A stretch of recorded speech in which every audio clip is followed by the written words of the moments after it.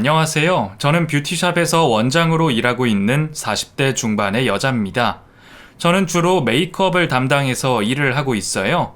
5월의 신부라는 말이 있듯이 5월에는 정말 결혼을 하는 분들이 많으신데요.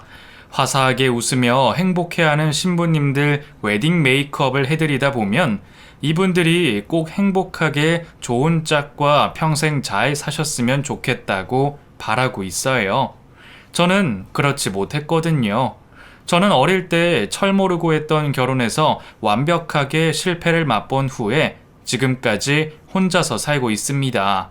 그때 정말 결혼 생활에서 상처도 많이 받고 질릴 대로 질려서 다시는 결혼은 하지 않겠다고 다짐했거든요. 5월이 되고 결혼하는 커플들이 많아지다 보니 그때 생각이 났어요. 결혼 당시에는 정말 고통스러웠고 저에게는 씻을 수 없는 기억으로 남았습니다. 복수 아닌 복수까지 해줬지만 여전히 그때 기억을 하면 속에서 용암처럼 뜨거운 것이 울컥 치밀어 오를 때가 있어요. 이런 제 울분을 많은 분들에게 털어놓고 싶어서 사연을 보냅니다. 우선 저는 어머니와 단 둘이서 살았습니다. 아버지는 제가 초등학생일 때 일을 하시다가 사고로 돌아가셨어요. 갑작스럽게 아버지를 잃고 나서 어머니는 정신을 놓을 만큼 괴로워하셨습니다. 언제나 크고 듬직했던 아버지가 이 세상에 우리 곁에 없다는 걸 저도 믿을 수가 없었어요. 어머니는 아버지가 돌아가신 후에 작은 미용실을 차리시고 미용사로 일을 하셨습니다. 저희는 미용실에 딸린 작은 단칸방에서 생활을 했어요. 아버지가 살아계실 때 함께 살던 아파트가 있기는 했는데 어머니는 아버지의 흔적이 남아있는 그 집에서 살 수가 없다고 하셨어요.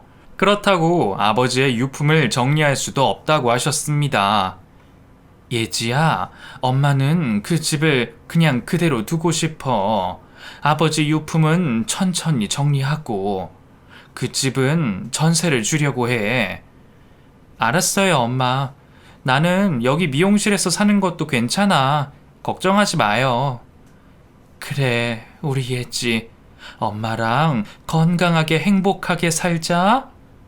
어머니와 저는 서로를 의지하면서 살았습니다.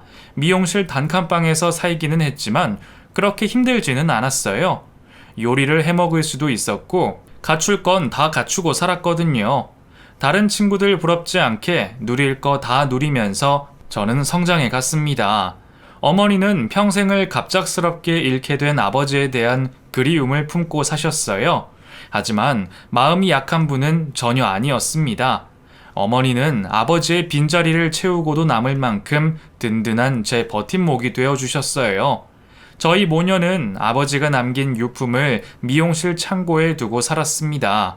아버지의 채취가 묻어있는 옷가지들을 버릴 수가 없었거든요.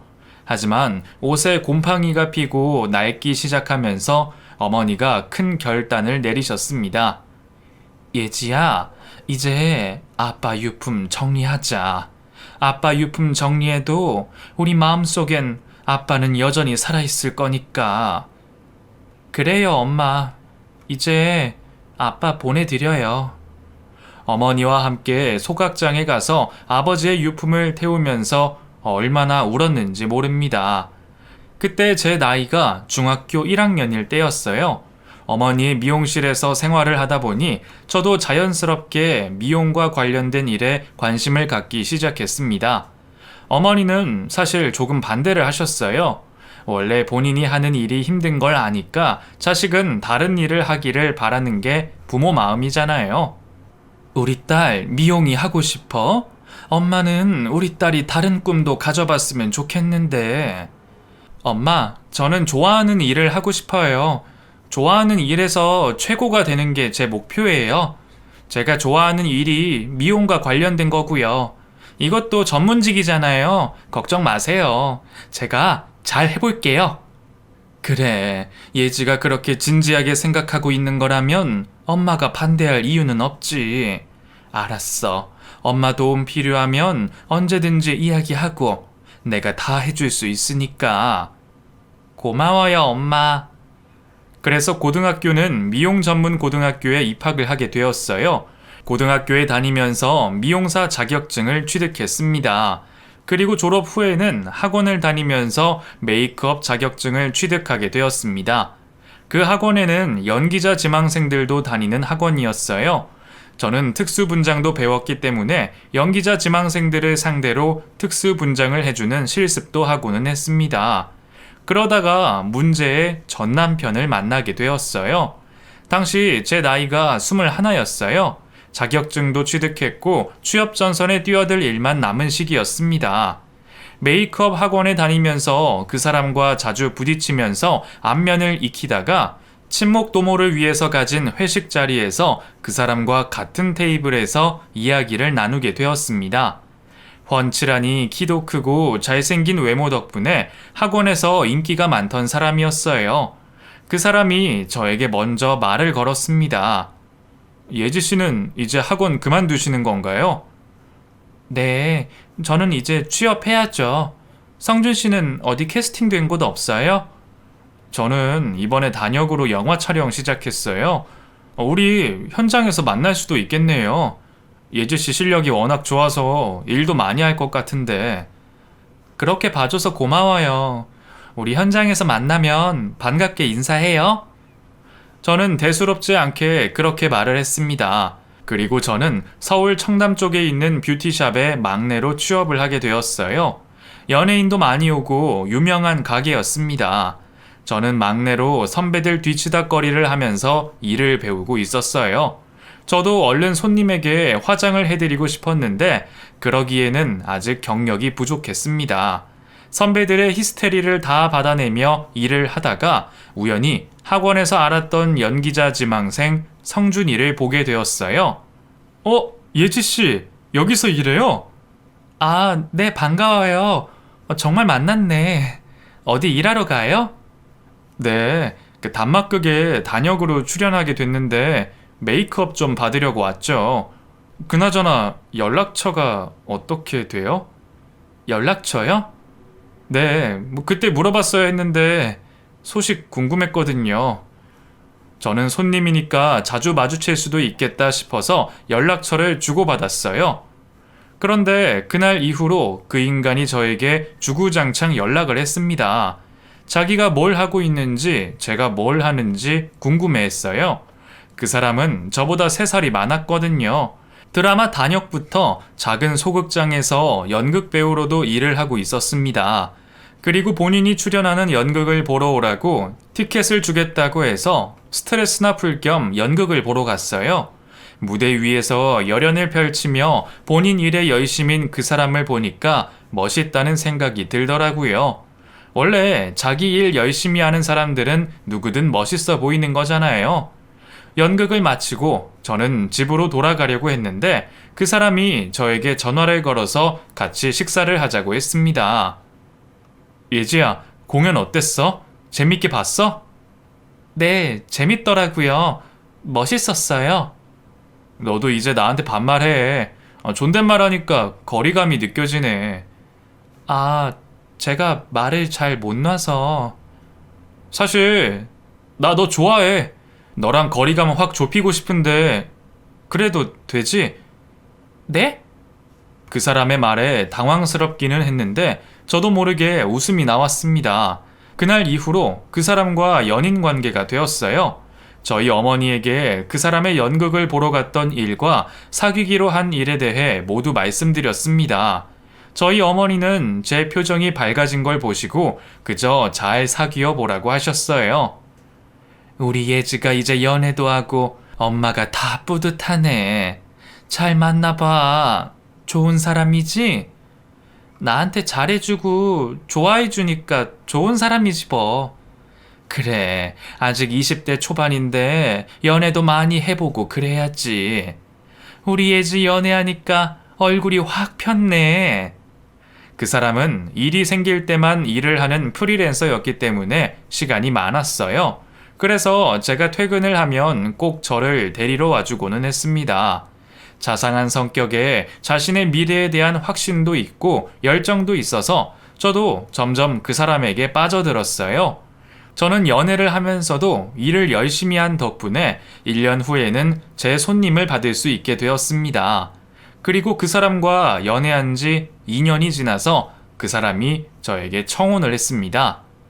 예지야, 나 매일 데이트하고 너 집에 보내는 거 이제는 하기 싫어. 너랑 내내 함께 있고 싶어. 우리 결혼하자. 저는 아직 어린 나이였고 결혼에 대해 진지하게 생각해 본 적이 없었어요. 그래서 솔직하게 잘 모르겠다고 말했습니다. 현실적으로 난 아직 어리고 내가 이루고 싶은 꿈도 있는데 결혼하면 아이도 낳아야 되고 힘들지 않을까? 예지야, 아이는 천천히 가지면 되지. 결혼하고 나서도 너 일해. 나도 일 열심히 해서 꼭 유명한 배우가 될 거야. 너 하고 싶은 일 편하게 할 수 있게 내가 도와줄게. 저는 그 말을 철석같이 믿어버렸습니다. 지금도 시간을 되돌릴 수만 있다면 그때로 되돌아가서 그 인간과 작별을 고하고 싶은 심정이에요. 하지만 이미 벌어진 일이니 어쩔 수 없죠. 저는 저희 어머니에게 그 사람과 결혼을 하고 싶다고 말씀을 드렸습니다. 엄마, 나 성준 씨랑 결혼할까 해. 그 사람이 청혼을 했어. 뭐? 너무 이른 거 아니니? 네 나이가 이제 24인데. 나도 그렇게 생각했는데 어차피 그 사람이랑 결혼할 거 빨리 하는 것도 괜찮겠다 싶어서. 아휴, 아무리 그래도 그렇지. 저희 엄마는 제가 결혼을 한다고 하자 걱정을 많이 하셨습니다.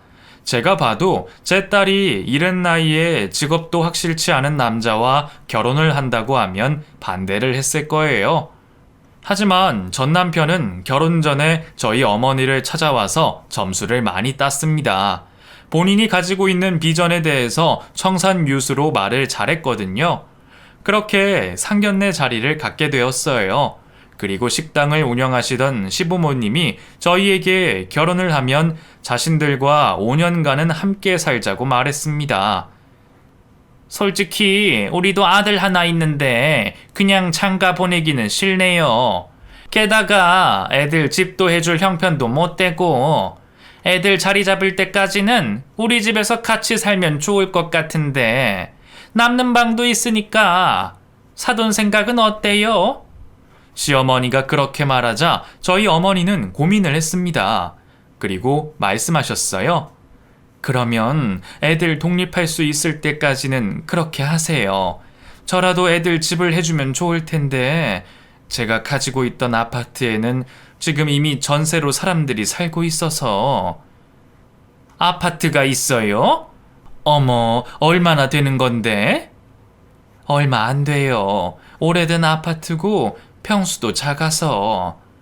그렇구나. 난 또 별거 없네. 아무튼 나는 애들 데리고 살고 싶으니까 그렇게 해요. 결혼식도 그냥 형편대로 진행하고요. 시어머니가 그렇게 말했고 시아버지는 아무 말이 없었습니다. 시아버지는 시어머니에게 잡혀 사는 분이었어요.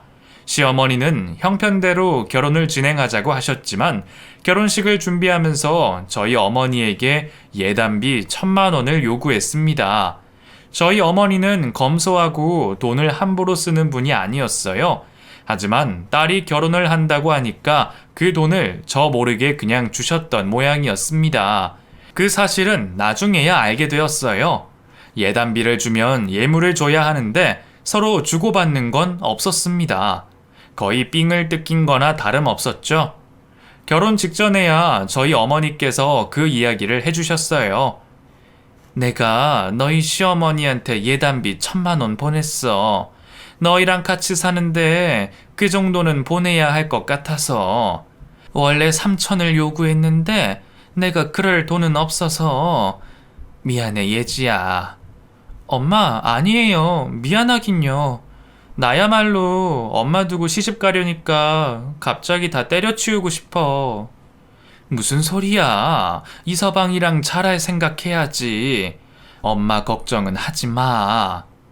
당시에는 미처 깨닫지 못했지만 저는 제 발로 지옥 불구덩이로 들어가고 있던 것이었어요. 아무튼 그렇게 결혼을 한 후에 저희는 신혼여행도 가지 않고 바로 시댁으로 들어가서 살게 되었습니다. 시댁은 30평대의 아파트로 방이 4개였어요. 그중 작은 방에서 신혼살림을 꾸렸습니다. 결혼을 하자마자 시어머니는 저에게 시집살이를 시키기 시작했어요. 아유, 피곤해. 결혼식이 참 피곤한 일이야. 얘, 너 뭐 살림은 좀 할 줄 아니? 엄마랑 둘이 살면서 그래도 배운 게 있겠지. 저녁밥 좀 차려봐라. 저는 할 줄 아는 요리라고는 된장찌개, 김치찌개, 미역국 뿐이었습니다. 친정엄마와 살면서 반찬은 친정엄마가 도맡아서 해주셨거든요. 바로 밥을 차리라고 하니까 당황스러웠어요. 낯선 부엌에서 찬장을 열어가며 요리 재료를 찾았습니다. 남편은 도와줄 생각도 하지 않고 방으로 들어가서 게임만 하고 있었어요. 저는 겨우겨우 된장찌개를 끓이고 멸치볶음만 해서 밥상을 차렸습니다. 냉장고에 있던 반찬들을 꺼내서 저녁밥을 다 차리니까 기진맥진하더라고요. 식사하러 오세요. 다 했어요. 아니 뭐 사람 굶어 죽일 작정도 아니고 이거 차리는데 뭘 그리 시간이 오래 걸려? 시어머니가 타박을 했습니다. 그리고 자리에 앉아서 된장찌개를 한술 뜨자마자 숟가락을 집어 던졌어요. 국이 왜 이렇게 짜? 너 간 안 봤니? 짜요? 제 입에는 괜찮은데. 그럼 내가 거짓말이라도 한다는 거야? 아우, 나 안 먹어. 너 요리할 때 인터넷 좀 보고 해라. 요즘에는 인터넷에 잘 나와 있는데 그 정도도 못해? 시어머니가 그렇게 타박을 하는데 눈물까지 찔끔 나올 정도로 서러웠습니다. 그리고 말로만 듣던 시집살이를 이렇게 당하며 살게 되었다는 자각이 들었어요. 남편을 봤더니 남편은 아무 말 없이 밥을 꾸역꾸역 입에 쳐넣기만 했습니다. 식사를 다 마친 후에 설거지까지 하고 제 신혼방으로 돌아와서 제가 남편에게 투정을 부렸어요. 오빠는 거기서 왜 아무 말도 안 해? 내 편 좀 들어주지. 그렇게 맛있게 먹었으면서. 나는 중립이야. 내가 누구 편들면 두 사람 다 힘들게 되어 있어. 우리 엄마도 처음이라 저러시지 금방 편하게 해주실 거야. 하지만 그 말대로 되지 않았어요. 시집살이는 점점 더 심해지기만 했습니다. 제가 일을 하고 퇴근을 할 시간이 되면 시어머니는 본인들이 운영하고 있는 식당에 와서 일을 도우라고 했어요. 피곤한 몸을 이끌고 저녁도 먹지 못한 채 식당에 가서 밤 11시까지 홀서빙을 해야 했습니다. 시어머니는 항상 그게 당연한 거라고 말했어요. 너희가 집세도 안 내고 우리 집에서 살고 있는데 몸으로라도 때워야지. 안 그래? 네. 저는 시어머니의 말에 자포자기 심정으로 그렇게 대답했습니다. 남편은 드라마니 뭐니 오디션을 보러 다니기 바빴고 얼굴 볼 시간도 없었어요. 결혼을 하고 나서 모든 상황이 예상과는 딴판으로 진행되고 있었습니다. 저는 나날이 살이 빠져갔어요. 결혼을 하고 반년 만에 살이 10kg 가까이 빠져 있었습니다. 주말이 되면 집에서 기절한 듯이 잠을 자다가도 밥 시간이 되면 식사를 차려야 했어요. 정말 식모가 따로 없었네요. 지금 생각해보면 왜 그러고 살았는지, 그러다 보니 저희 친정엄마를 만날 시간도 없었습니다. 가끔 짬을 내서 통화를 하면 목소리만 들었는데도 눈물이 흘러나왔어요. 그래도 걱정하실까봐 제가 시집살이하고 산다는 이야기는 할 수가 없었습니다. 저는 겉으로는 티를 내지 않았지만 속으로 점점 더 골마가고 있었어요. 게다가 남편은 결혼한 후에 저에게 소홀해지기만 했습니다. 본인이 출연하는 연극 공연이 있으면 꼭 저를 초대하고는 했는데 결혼 후에는 공연을 해도 저를 부르지 않았어요.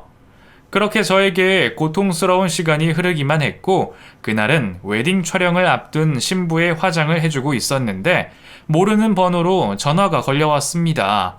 일을 하던 중이라서 받지 않으려고 했는데 끈질기게 전화가 와서 결국에 전화를 받았어요. 그리고 청천벽력 같은 소리를 듣게 되었습니다. 여보세요? 그 혹시 한명자 씨 따님이십니까? 네? 네, 그런데요? 그 한명자 씨가 지금 쓰러져서 병원으로 이송 중이거든요. 그 얼른 와주셔야 할 것 같아요. 그 말을 듣고 머릿속이 새하얘지면서 심장이 내려앉는 기분을 느꼈어요. 저는 가게의 사정을 말한 후에 바로 병원으로 달려갔습니다. 결혼한 후에 거의 1년 만에 만난 엄마는 뇌출혈로 쓰러져서 응급처치를 받고 있었어요. 제가 할 수 있는 게 없어서 저는 발을 동동 구르며 믿지도 않는 온갖 신에게 제발 저희 엄마를 살려달라고 기도하고 있었습니다. 다행히 응급수술을 마친 저희 친정엄마는 하루 뒤에 의식을 회복했어요. 시어머니와 남편이 왜 집에 오지 않냐고 저에게 전화를 했어요. 너 지금 제정신이니? 어디 말도 없이 외박을 해? 어머니, 저희 친정엄마가 뇌출혈로 쓰러지셔서 지금 수술 받으셨어요. 뭐? 뇌출혈? 어머, 그래서 언제 올 건데? 네? 엄마 아직 회복 중이어서 집에 언제 갈지 모르겠어요. 아유, 진짜. 알았어. 끊어. 시어머니는 걱정 한마디를 하지 않았습니다. 그 말을 듣고 나니 내가 무슨 부귀 영화를 누리겠다고 결혼을 해서 그 고생을 하고 살았나 갑자기 정신이 퍼뜩 들었어요. 남편도 공연 준비 때문에 오지 못한다며 전화를 끊었습니다. 저희 친정엄마는 수술 후에 의식은 회복하셨지만 뇌출혈 후유증으로 몸 오른쪽이 전부 마비가 되었습니다. 그래서 말씀도 어눌하게 하시고 잘 움직이지도 못하셨어요. 오른손잡이였던 어머니에게 제가 손수 밥을 떠먹여 드려야 했습니다. 저는 제가 다니던 뷰티샵의 사정을 이야기하고 겨우 2주일만 일을 뺄 수 있었어요. 저는 친정엄마 옆에서 간병을 하면서 지냈습니다. 그리고 결혼하고 나서 친정엄마를 찾아뵙지도 못하고 살았던 세월에 대한 후회가 막심했어요. 힘없이 병실에 누워있는 엄마의 모습을 보면서 눈물을 흘렸습니다. 엄마는 그런 저를 보고 어눌한 말투로 위로를 해주셨어요. 예지야, 엄마 괜찮아. 울지 마. 엄마, 미안해. 내가 진작 자주 가봤어야 했는데. 의사는 회복은 빠르지만 마비가 된 상태이기 때문에 재활 운동이 중요하다고 말했어요. 친정엄마 혼자서 지내시던 미용실 단칸방에 보낼 수는 없었습니다. 그래서 재활병원에 예약을 해두고 당분간은 시댁에서 어머니를 모시고 함께 지내려고 생각했어요. 퇴원을 앞둔 날에 시어머니에게 전화를 걸어서 그 이야기를 했습니다.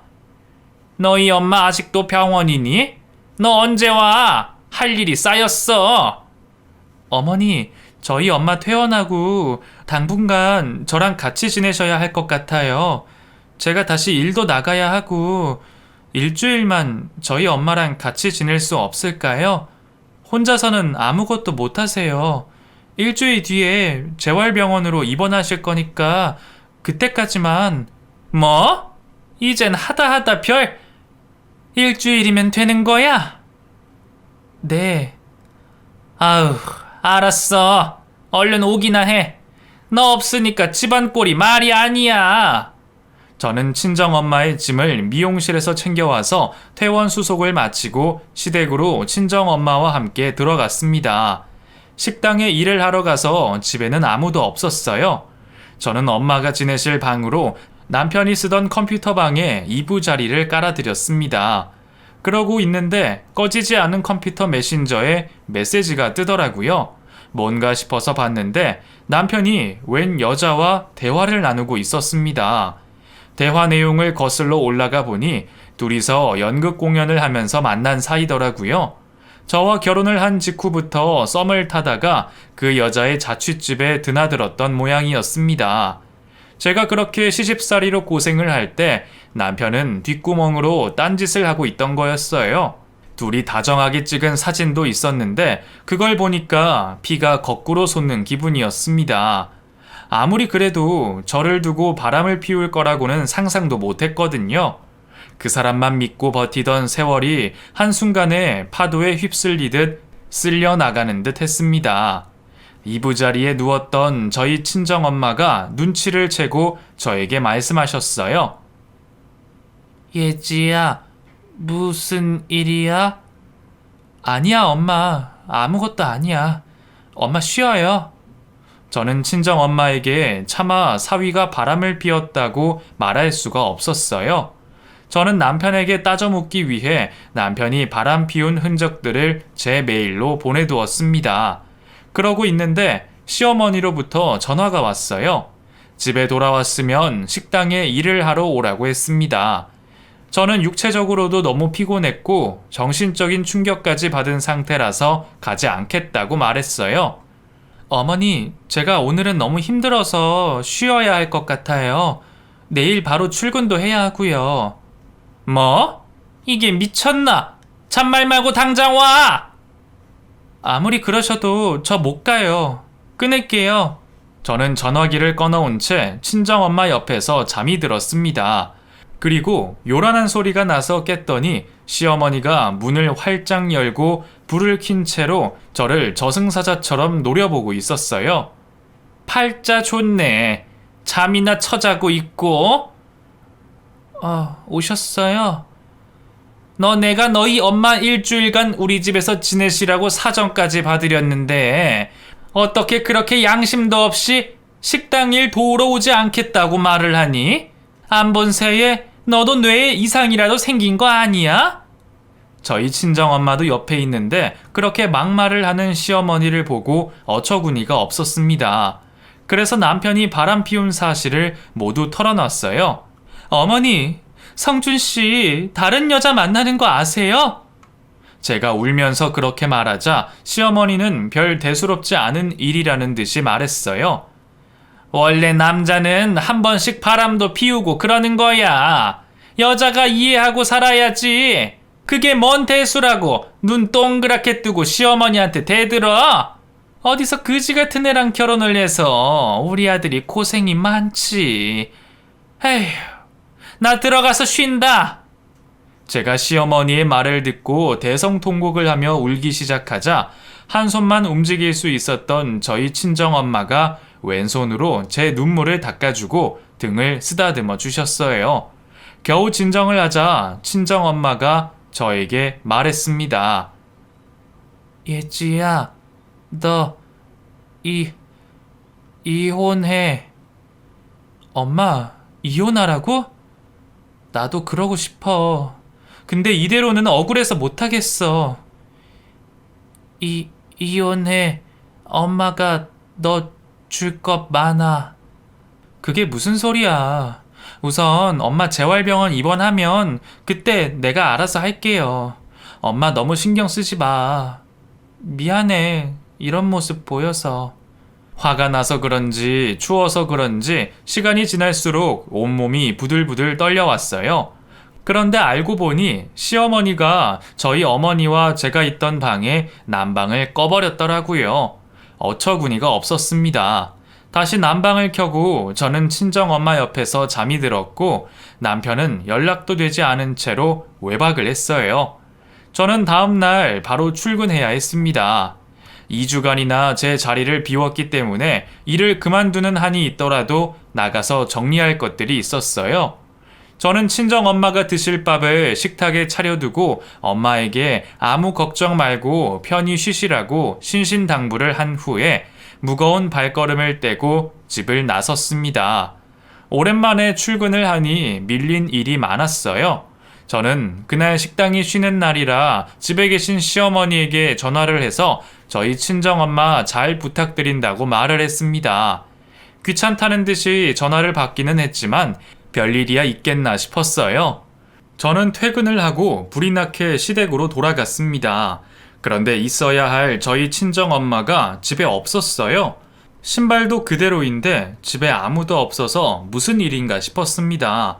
그러고 있는데 고기를 먹고 왔는지 고기 냄새와 술 냄새를 풍기며 시어머니와 시아버지가 현관으로 들어서고 있었어요. 어머니, 저희 엄마 어디 있어요? 너희 엄마? 아까 나갔어. 저희 엄마 지금 거동도 불편하신데 어딜 나가셨다는 거예요? 내가 너희 엄마가 화장실 가는 거 가만히 보고 있다가 갑자기 액자 떨어지는 바람에 발등을 찧었잖아. 그 얼마나 아팠는 줄 알아? 시어머니는 알아들을 수 없는 말을 했습니다. 그게 저희 엄마랑 무슨 상관이에요? 재수 없어서 뇌출혈로 쓰러진 양반이 집에 있으니까 나까지 재수가 없는 거 아니야. 그게 왜 떨어져? 그래서 저희 엄마 내쫓으셨어요? 그래. 내가 화가 나서 너희 엄마한테 나가라고 했다. 너희 엄마가 우리 집에 있으니까 부정 타는 것 같아서. 그랬더니 기다렸다는 듯이 바로 가버리던데. 그 말을 듣고 저는 정말 미칠 것만 같았습니다. 엄동설안에 거동도 불편한 저희 엄마가 맨발로 쫓겨났다는 것에 대해서 믿을 수가 없었어요. 안정을 취해도 모자랄 시기에 어떻게 그렇게 할 수 있는지 시어머니가 악마처럼 보였습니다. 저는 그 길로 저희 친정엄마를 찾기 위해 동네를 헤매고 다니다가 설마 미용실로 돌아가신 건가 싶어서 바로 걸어서 1시간 반 거리의 미용실로 달려갔어요. 그런데 아니나 다를까 저희 친정엄마가 미용실에 딸린 단칸방에서 기진맥진한 상태로 시름시름 앓고 계셨습니다. 발에는 상처들이 가득했고 피가 나고 있었어요. 저는 그런 엄마를 보자마자 눈물을 터뜨리며 엄마의 발에 약을 발라드렸습니다. 엄마, 미안해. 나 진짜 이혼할 거야. 더 이상은 못 살아. 엄마 괜찮아? 괜찮아. 이거 받아. 친정엄마가 명함을 한 장 저에게 내밀었어요. 변호사 명함이었습니다. 어리둥절해서 보고 있었어요.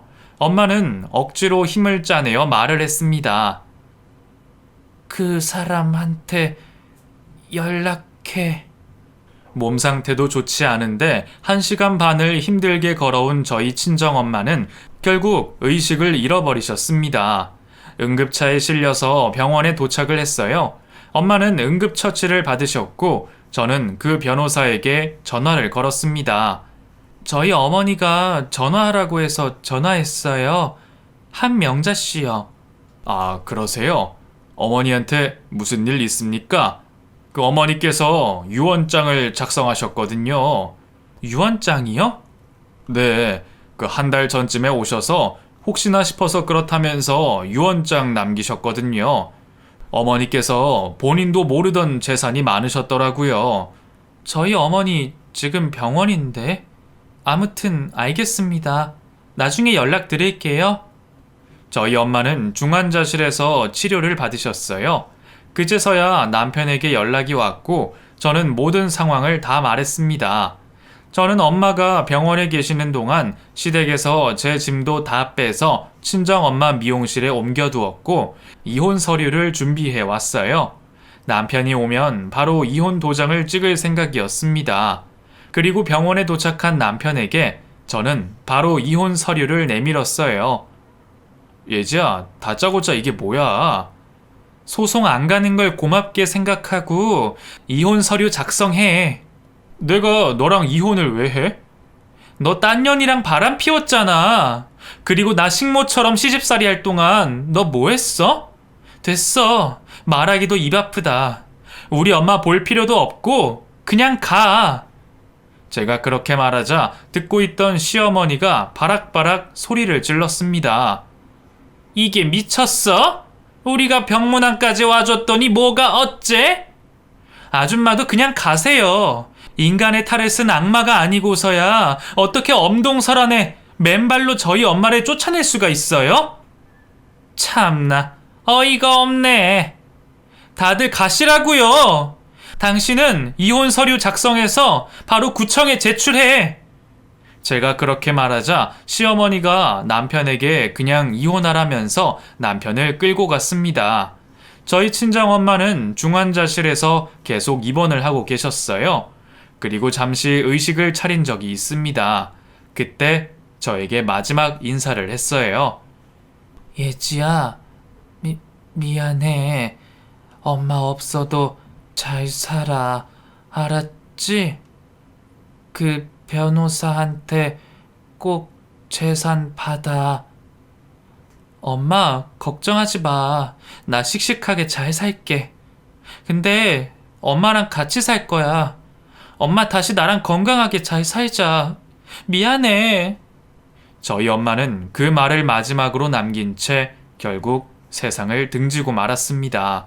저희 엄마에게 제가 무슨 짓을 저지른 건지 너무 죄송스럽고 후회가 돼서 저도 엄마를 따라서 죽고 싶은 심정이었어요.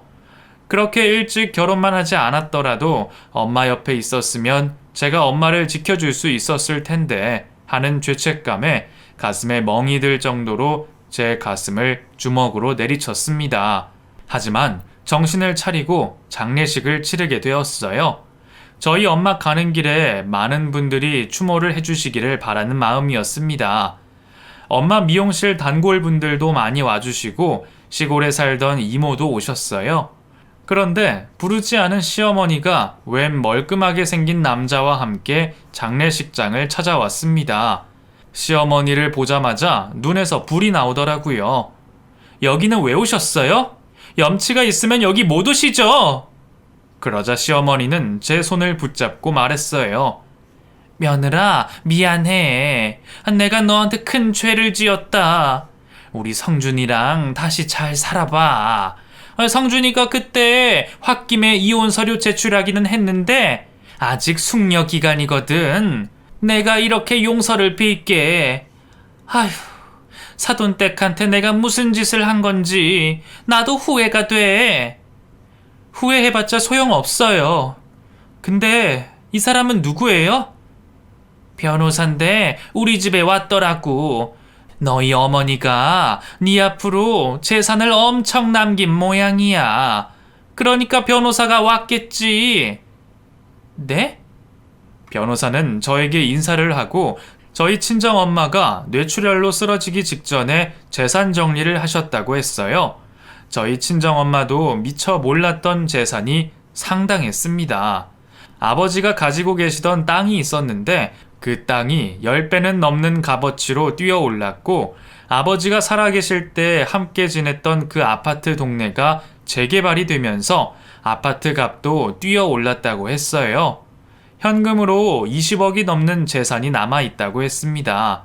그리고 저희 어머니께서 그 재산을 저에게 모두 남긴다는 유언장을 쓰셨다고 했어요.